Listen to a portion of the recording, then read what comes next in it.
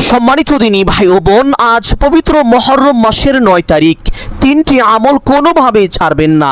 এই তিনটি আমল যদি করতে পারেন, আপনার কপাল খুলে যাবে, ভাগ্য পরিবর্তন হয়ে যাবে, জীবনের সমস্ত গুনাহখাতা ক্ষমা হয়ে যাবে, সকল অভাব অনটন দুঃখ কষ্ট পেরেশানি বিপদ আপদ বালা মুসিবত সাথে সাথে দূর হয়ে যাবে। এই আমল করে আপনি আল্লাহ তাআলার কাছে যা চাইবেন, আল্লাহ তাআলা আপনাকে তাই দান করিবেন। যে দোয়াই করবেন সাথে সাথে কবুল করে নেবেন। সুবহানাল্লাহ। সম্মানিত দিনী ভাই ও বোন আমার, অনেকেই অনেক রকম সমস্যায় জর্জরিত হয়ে আছেন। অনেকেই তো আছেন অভাবগ্রস্ত, অনেকেই ঋণগ্রস্ত, লক্ষ লক্ষ কোটি কোটি টাকা ঋণ করে ফেলেছেন। অনেক চেষ্টা করেছেন কিন্তু কোনোভাবে ঋণ পরিশোধ হচ্ছে না। আমি বলবো এই ছোট্ট আমলটি করুন, মহান আল্লাহ তাআলা কুদরতিভাবে অতি দ্রুত আপনার সমস্ত ঋণ পরিশোধ করে দিবেন। আপনি অবাক হয়ে যাবেন, আশ্চর্য হয়ে যাবেন। আল্লাহ তাআলা আপনাকে এই আমলের বরকতে এমন এমন জায়গা থেকে রিজিক দান করিবেন যা আপনি কখনো কল্পনাও করতে পারেননি। সুবহানাল্লাহ। অনেকে আছেন যেই দিকেই যান শুধু ব্যর্থ হয়ে যান। ব্যবসা বাণিজ্য করেন, কামাই রুজি করেন, কিন্তু কোনোভাবে উন্নতি হচ্ছে না। দিন দিন ক্ষতির মধ্যে পড়ে যাচ্ছেন, আপনার লোকসান হয়ে যাচ্ছে। আমি বলবো এই ছোট্ট আমলটি করুন, মহান আল্লাহ তাআলা এই আমলের বরকতে দুনিয়া ও আখিরাতের প্রত্যেকটি জায়গায় প্রত্যেকটি কাজে আপনাকে পূর্ণ সফলতা ও উন্নতি দান করিবেন। সকল প্রকার ব্যর্থতা ও অবনতি থেকে নিজ কুদরতি হাতে হেফাজত করবেন। সুবহানাল্লাহ।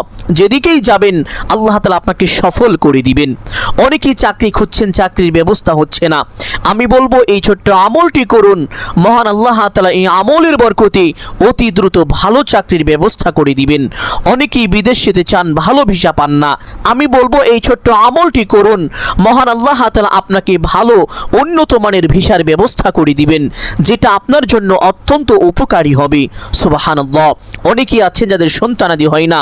অনেক ডাক্তার দেখিয়েছেন, কবিরাজ দেখিয়েছেন, বিভিন্ন রকমের চিকিৎসা নিয়েছেন, অনেক আমল করেছেন, অনেক দোয়াও করেছেন, কিন্তু কোনোভাবেই আপনার সন্তান হচ্ছে না। আমি বলবো আল্লাহর মাস পবিত্র এই মুহররম মাসের ৯ তারিখে এই ছোট্ট আমলটি করুন, আপনার কপাল খুলে যাবে। আপনি যা চাইবেন আল্লাহ তাআলা আপনাকে তাই দান করিবেন। সুবহানাল্লাহ।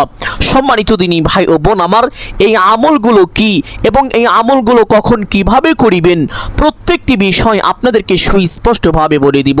প্রথম আমলটি হলো পবিত্র মুহররম মাসের ৯ তারিখে একটি রোজা রাখা। দ্বিতীয় নাম্বার আমল হলো তাহাজ্জুদ নামাজ পড়া। তৃতীয় নাম্বার আমল হলো একটি বিশেষ জিকির পাঠ করা, যেই জিকির পাঠ করিলে ৭ আসমান ৭ জমিনের সমস্ত দরজা খুলে যায়, আল্লাহ তাআলার আরশে আজিমের সমস্ত পর্দা উঠে যায়। যেই জিকিরের আওয়াজ দিলে সাথে সাথে আল্লাহ তাআলার আরশে আজিমে কাঁপনে উঠে যায়, আল্লাহ তাআলার আরশে আজিম পর্যন্ত কাঁপতে থাকে। সুবহানাল্লাহ। এই জিকিরের আমল করে আল্লাহ তাআলার কাছে কোনো দোয়া করলে আল্লাহ তাআলা এই দোয়া কখনোই ফিরিয়ে দেন না। আল্লাহ তাআলা অবশ্যই তার দোয়াকে কবুল করে থাকেন। সম্মানিত দিনী ভাই ও বোন, প্রথমে আপনাদেরকে পবিত্র মুহররম মাসের ৯ তারিখের রোজা সম্পর্কে বলে দিচ্ছি। এই রোজা কেন রাখবেন, কবে রাখবেন এবং এই রোজার নিয়ত কিভাবে করবেন। সম্মানিত দিনী ভাই ও বোন আমার, পবিত্র হাদিসের মধ্যে এসেছে একবার আল্লাহর নবী সাল্লাল্লাহু আলাইহি ওয়াসাল্লাম মদিনায় আগমন করলেন। মদিনায় আগমন করে তিনি দেখতে পারলেন যে মদিনার মানুষ পবিত্র মুহররম মাসের ১০ তারিখে একটি রোজা রেখেছে। নবীজি সাল্লাল্লাহু আলাইহি ওয়াসাল্লাম তাদেরকে জিজ্ঞেস করলেন, তোমরা আজকে কিসের রোজা রেখেছো? তারা বললেন, আজকে হযরত মূসা পয়গম্বর আলাইহিস সালাতু ওয়াস সালামকে আল্লাহ তাআলা বনি ইসরাইলের কবল থেকে রক্ষা করেছিলেন, এই জন্য আমরা আল্লাহ তাআলার সন্তুষ্টির জন্য রোজা রেখেছি। হযরত মুহাম্মদুর রাসূলুল্লাহ সাল্লাল্লাহু আলাইহি ওয়াসাল্লাম তখন বললেন, মূসা পয়গম্বর আলাইহিস সালাতু ওয়াস সালাম তোমাদের থেকে আমার বেশি কাছের লোক, বেশি আপনজন, এই জন্য আমিও মূসা পয়গম্বর আলাইহিস সালাতু ওয়াস সালামের এই খুশির কারণে আল্লাহ তাআলার সন্তুষ্টির জন্য আজকে রোজা রাখব। সুবহানাল্লাহ। নবীজি সাল্লাল্লাহু আলাইহি ওয়াসাল্লাম মুহররম মাসের ১০ তারিখে একটি রোজা রেখেছিলেন। আরেকটি হাদিসের মধ্যে এসেছে নবীজি সাল্লাল্লাহু আলাইহি ওয়াসাল্লাম বলেছেন, আমি যদি আগামী বছর হায়াত পাই, বেঁচে থাকি, তাহলে অবশ্যই 9 তারিখের রোজাটাও রাখবো। এই জন্য সম্মানিত দিনী ভাই ও বোন, নবীজির মহব্বতে আল্লাহ তাআলার সন্তুষ্টির জন্য পবিত্র মুহররম মাসের 9 তারিখের রোজাটা যদি রাখতে পারেন, আপনার কপাল খুলে যাবে।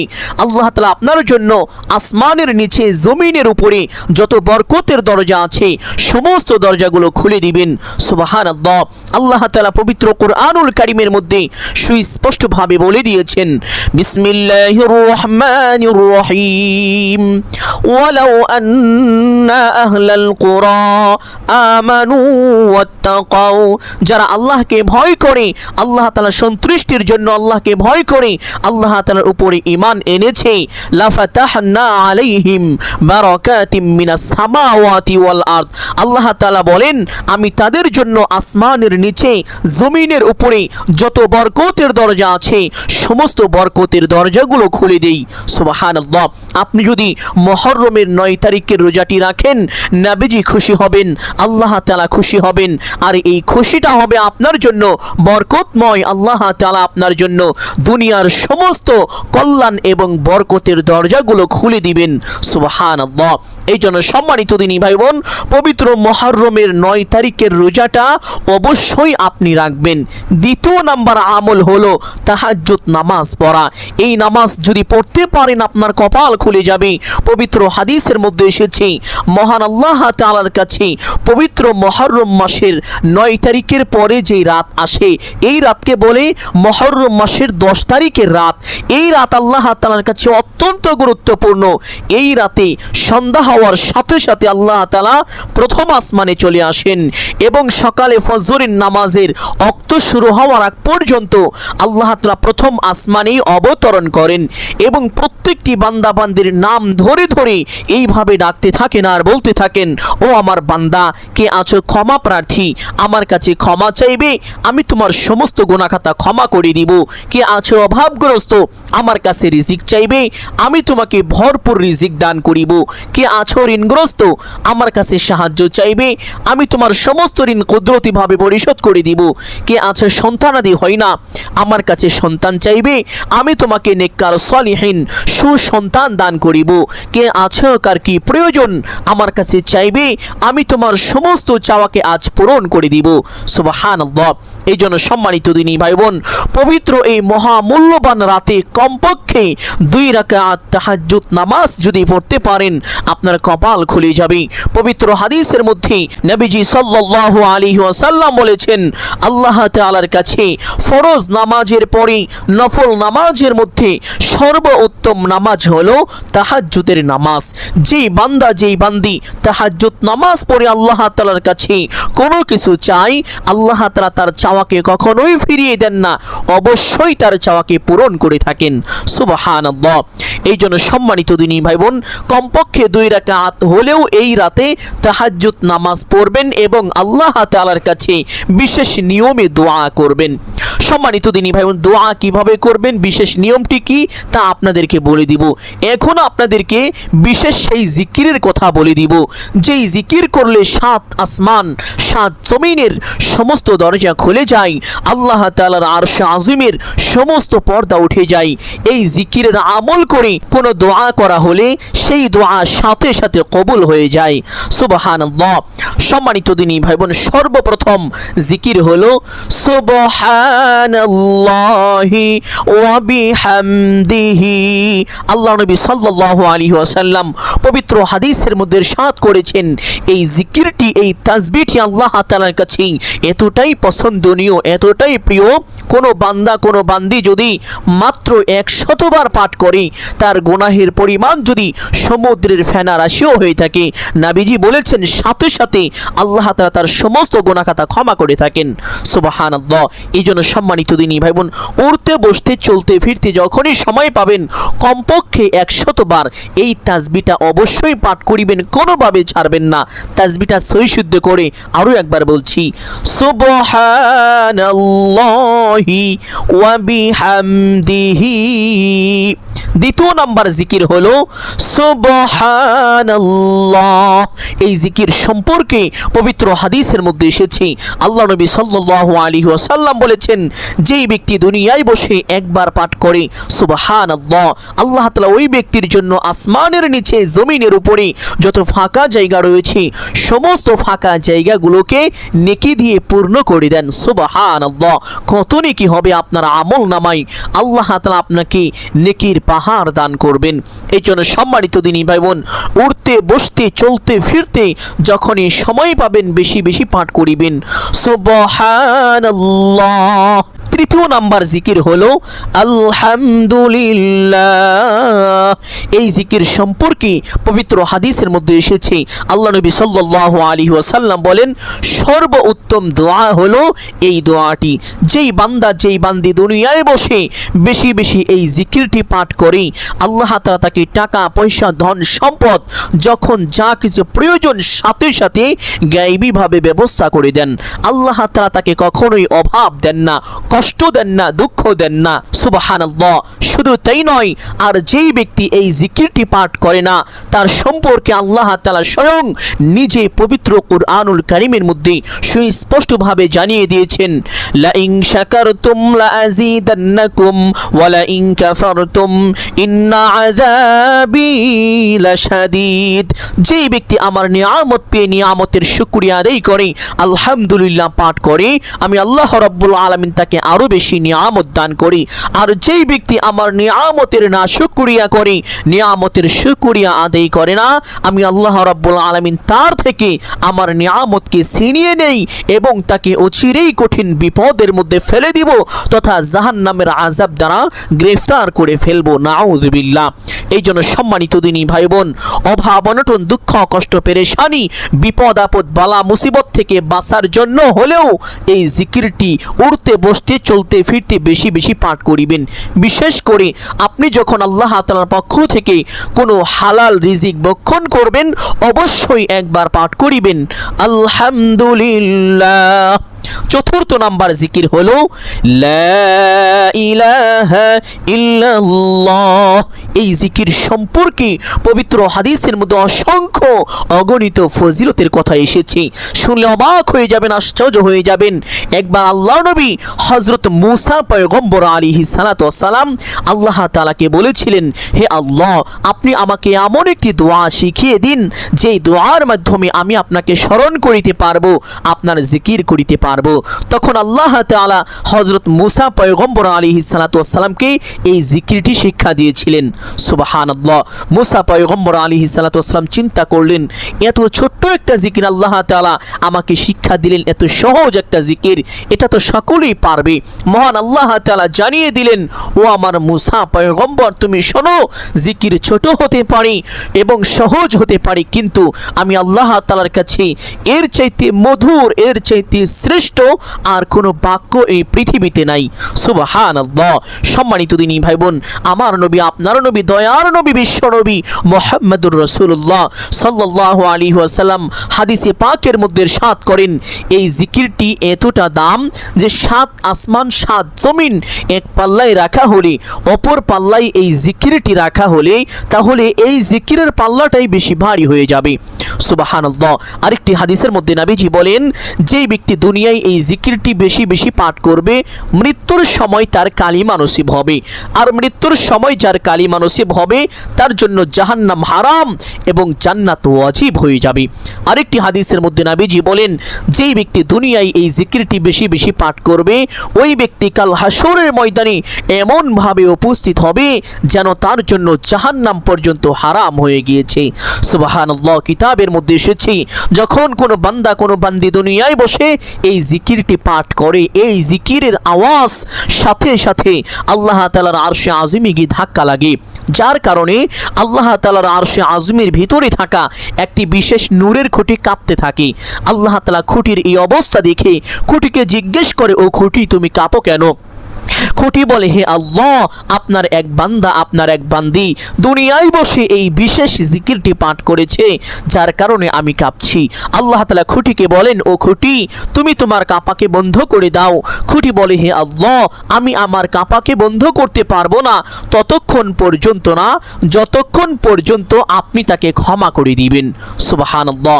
যতক্ষণ না খুঁটির এই দোয়াকে আল্লাহ তাআলা কবুল করেন ততক্ষণ পর্যন্ত খুঁটি এইভাবে কাঁপতে থাকেন আর তার জন্য দোয়া করতে থাকেন। কতই না সৌভাগ্যবান হবেন আপনি যদি এই জিকিরটি দুনিয়ায় বেশি বেশি পাঠ করতে পারেন এবং মৃত্যুর সময় আপনার জবান দিয়ে এইভাবে উচ্চ সুরে বের হয়, লা ইলাহা ইল্লাল্লাহ।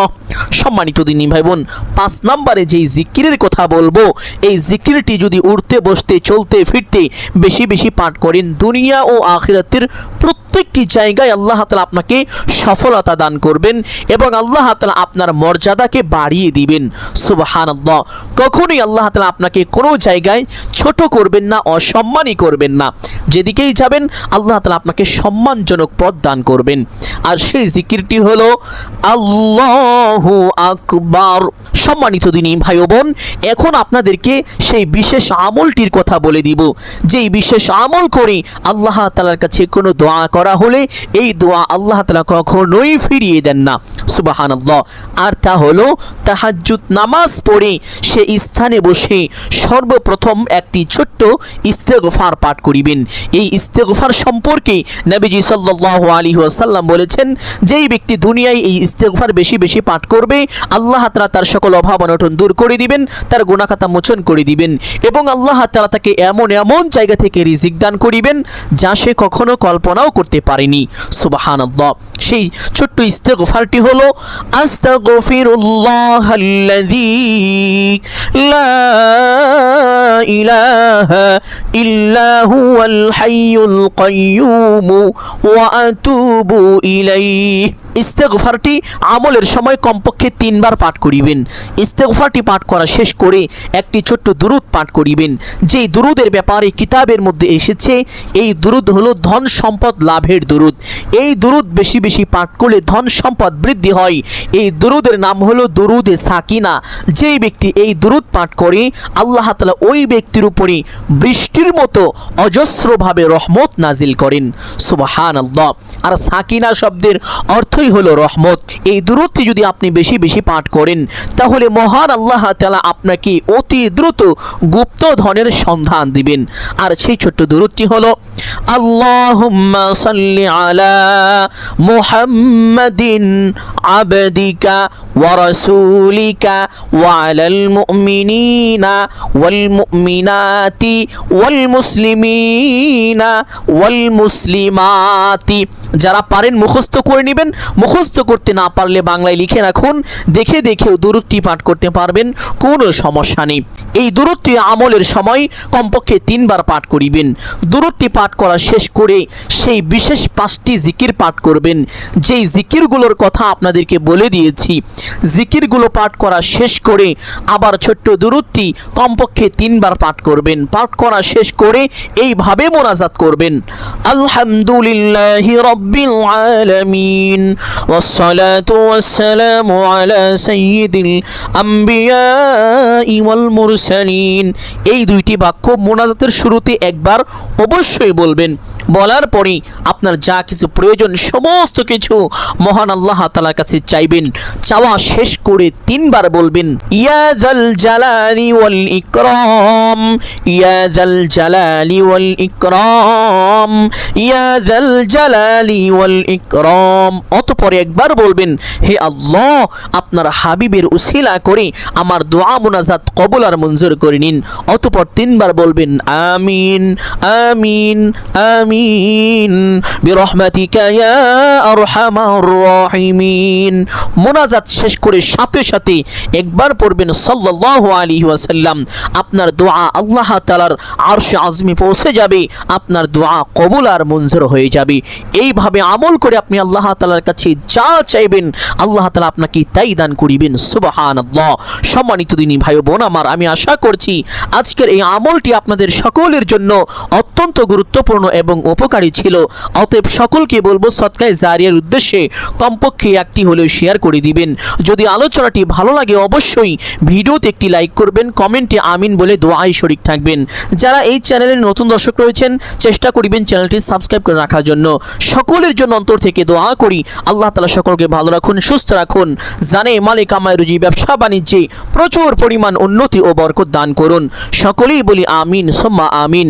আসসালামু আলাইকুম ওয়া রাহমাতুল্লাহি ওয়া বারাকাতুহু।